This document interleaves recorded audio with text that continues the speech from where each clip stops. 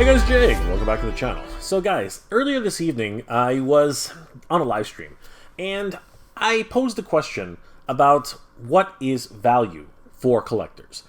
And it really did have a huge take on that. I had some guests on, Ray from Collecting Classics. Guys, if you haven't checked out Collecting Classics on Instagram, definitely check that out. It's a wonderful page and I think you'll really enjoy everything that Ray has collected over the years. I think you'll really enjoy it. But we discussed the idea of value in terms of that for collectors. But it also migrated over to the idea of, the ceiling for what people are willing to pay for. And I started, putting together the idea of, has that ceiling been reached? Are we in a time now where people are just not able to pay for something or unwilling to pay for something which is just too much money? And I also dive into the question of where are these things happening? There's a certain segment of the toy collecting community that's saying that, if we continue to back these crowdsourced projects, the ceiling will just keep going up and up and up and up and up. And then there's another segment of the toy collecting community who's saying, well, I don't care. I'm collecting what I want, and that's exactly the way it should be. But, both trains of thought. There are merits for both. At least in this climate right now, where prices for food, prices for gas, prices for, pretty much all the daily essentials are getting higher and higher and higher. And as I continue to say, toys are more of a luxury now. Actually, toys have always been a luxury, especially for the adult collector. You can't use toys to keep you warm. You can't use toys to, pay for, everyday things. You just can't do that. No one's going to accept a toy for bread. So, you know what? These things are luxuries, and they're expensive luxuries at that. So, why is the retail market why are the prices increasing? There is a bit of that. Of course, it is inflation, but there is such a thing as, testing the market. And all companies are guilty of this. They will always continue to test the market to see what people are willing to pay. But does that correlate with what's happening with crowdsourced projects? Well, I really took a deep dive into that during my discussion, and I have a couple clips which I wanted to show you guys. So I wanted to take a quick look into that and, see what I talked about last night in regards to that.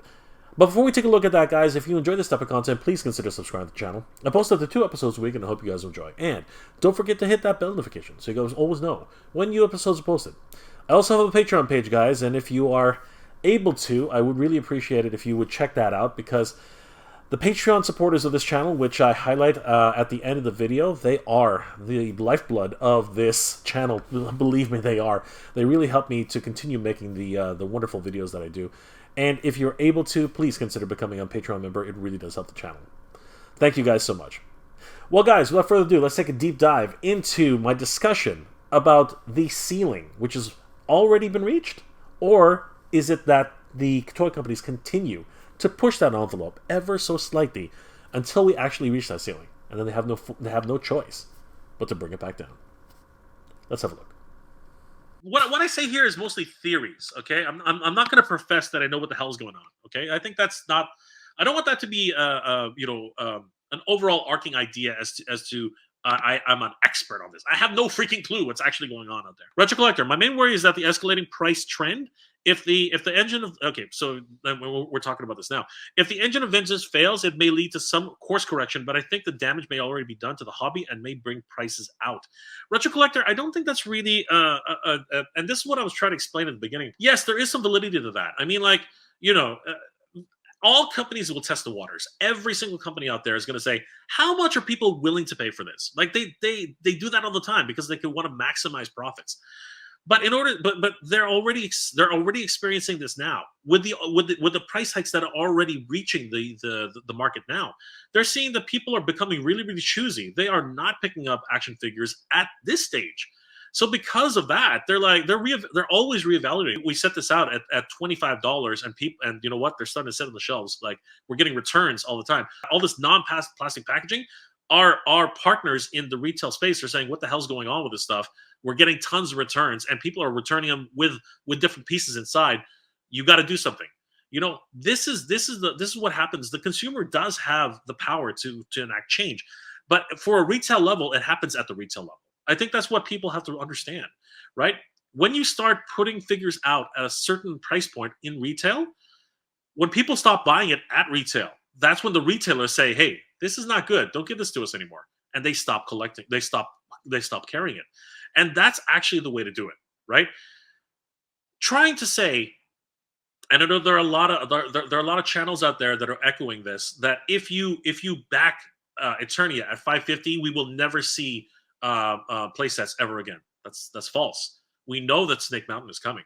We know that Snake Mountain is going to be at retail. We know Snake Mountain is not going to be anywhere near $150. We know that.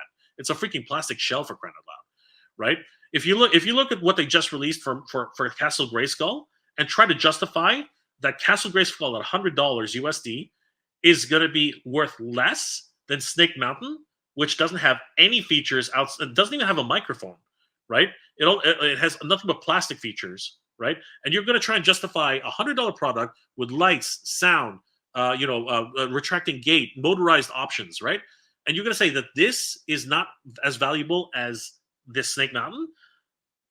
If Mattel does that, they're out of their freaking minds, because they literally put the stake in the ground with Castle Grayskull from Netflix. Okay, so the retail space is a completely different beast, and for multiple channels to continue to echo, no, if you back this project, we're going to be paying $200 per action figure. That doesn't make any freaking sense. The consumer knows what they want, and once they hit that ceiling, it's going to be like, yeah, Bobby, we're not going to be buying that today. Basically, you go to your partner and you say, I want this, please, can I have it? It's like, honey, no, we're not going to get that at $50. That's not going to happen. And it's like, but it's only $50. Like, honey, think about what you're saying. You can't buy that at $50. When it comes back down to like 25, then you can buy it. And you know what? That's the logical conversation that should be had. When it gets to retail, that can be had, because once those $50 action figures sit there for like a year, and then Target and Walmart are like, yeah, we don't want this anymore. This is not good, right? And that all of a sudden that sends a clear indication to the companies that, yeah, we've hit our ceiling and we have to go back, right? That happens. That will happen because people reach the ceilings, right? Crowdsourced projects are crowdsourced projects specifically, right? And they have their own ecosphere, okay? They have their own ecosphere, sorry. And because of that, when you fund a project for $550 for a crowdsourced project, that's where you set the bar for a crowdsourced project, which is why, and this is the correlation, and we have to realize this. That's why and this is actually the equilibrium that happens here. This is what happened. That's why when the Hiss Tank, okay, and this is important, when the Hiss Tank, which is a vehicle, all right, very successful, funded in less than a day, right, hit 26,772 backers at $300, right? That was the benchmark that they said, okay, for vehicles we can do this with a Haslab project, right? So what was the very next project that they did? They said, all right, the next one is guaranteed to sell because it's a Marvel project. It's the 50th anniversary. Let's see if they'll buy a Charger for $350 at a Haslab. That's what happened, guys. What happened was they were so successful with a Hiss Tank Haslab that they said, okay, $350 for vehicles on Haslabs is where that people are comfortable paying. Let's add another $50 on that and see what happens. And everybody rejected it, right? But there are a number of reasons why they rejected it, right? But the testing of the waters was not in retail anymore. This was actually just for Haslabs. So you're going to see this constant back and forth. It's the same thing that happened with Galactus. We had the Marvel Sentinel, right? We had the Marvel Sentinel at $349.99. What happened at the very next project? We had Galactus. And how much was Galactus? Right? How much was Galactus? Guess what? Galactus was $399.99. That was an extra $50. Do you see how that works? Right? It's not what happens at retail is the test marketing in retail is what happens in the test market in retail. They're going to figure that out. But the test marketing inside of Haslab, that's where that's going to happen. The first successful project in Haslab for a giant mechanized idea was $349.99. They said, okay, cool, people will buy this at $349. A lot of people were saying that's outrageous, right? And then the very next project, they're like, oh yeah, now we're going to give you Galactus and we're going to raise it another $50. and people went crazy and they bought it anyway, right? This is the test market that happens here, right? The test market here happens within this ecosphere, right? Which is why for the GI Joe, his tank, it started at $299, and they said, okay, people are willing to buy at $299. What happens with the next project? We're going to do another vehicle. All right, here's another vehicle. Pump it up another $50.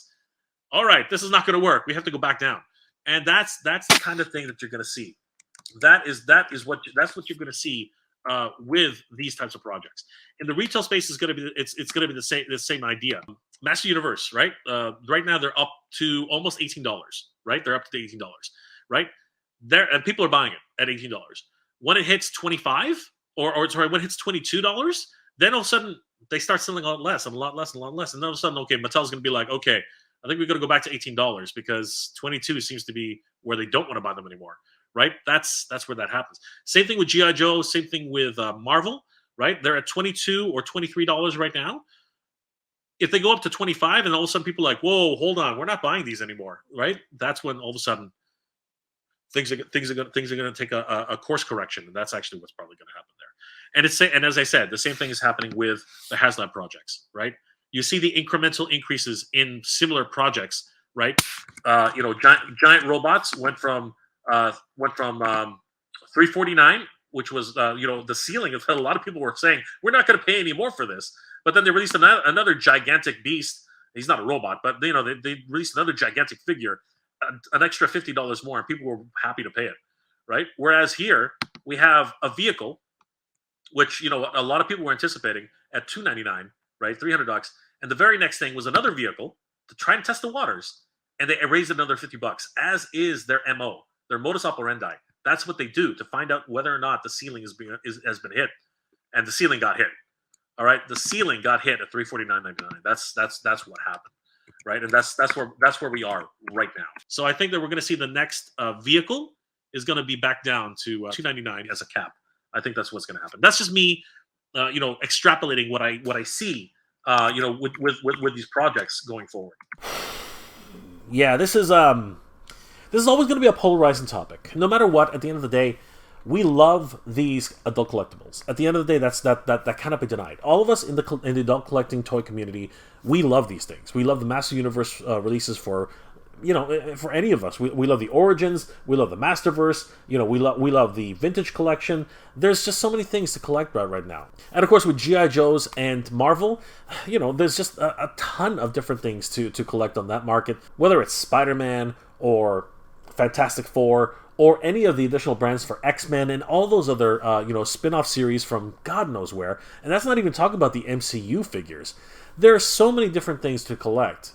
And it's no coincidence that the companies continue to try and push that, that ceiling that we're all able to achieve. Are we able to afford these types of toys, incrementally? And they just keep pushing it up and up and up and up. Part of it is, of course, inflation and what's happening in the market today with, distribution being at an all-time, difficulty in terms of like getting products out to the market. And of course, the rising inflation costs of materials and the constant, struggles with plastic packaging. It seems to be a major issue right now. And one of the main reasons why things are the way they are. But we do know that retailers don't like this, the plastic-less packaging idea. There are too many returns happening right now. A lot of the retailers have been complaining to Hasbro, saying, we've got to fix something here. Either you make security tabs, which don't allow for people to open these things out without revealing that they've been tampered with, or you do something more drastic and maybe even return either to a windowless packaging, which has been done in some cases, or you actually return to the cellophane window, which is something that has been talked about, and actually in certain cases, like the retro collection for Star Wars, and in some ways the vintage collection for Star Wars, Hasbro has actually stated that they will not, eliminate plastic from there because, of course, retro collectors want their retro style packaging. So this is something that we know Hasbro is willing to do. It's just, how much more and how much further are they willing to take this? Guys, let me know in the comment section below. Are you at all on board with my theories about what's going on. Is it retail is doing its own A/B testing market in terms of how much of a ceiling that they can hit before everybody says, no, no, no, stop, we're no longer buying these things, and then retracting them back. And my other opinion that this is actually very, very much separate from the crowdsourced model, which has its own A/B testing. And we can see that happening actively on Haslab, where each and every one of their projects, which have similar types of base product, continues to increase in value by about $50 per project? Or are you just of the opinion that any sort of increases across the board are the fault of the companies just being absolutely greedy, and that they should stop this type of practice? Guys, please leave those comments in the comment section below. I hope you enjoyed this episode, guys, and if you did, please do leave me a like. It really does help me out. I hope you're all doing well, staying safe. And as always, everybody, thank you very much for watching. We do have the power, everybody. We have the power. And once we hit that ceiling, the companies have to take notice. Keep proud. I want to give a huge shout out to all my Patreon and channel member supporters. Thank you so much, everybody. It's thanks to your support that this channel continues to grow, and I really could not have done this without you. You guys are the best. Thank you so much for your support, guys. It really means a lot and really helps the channel to keep growing.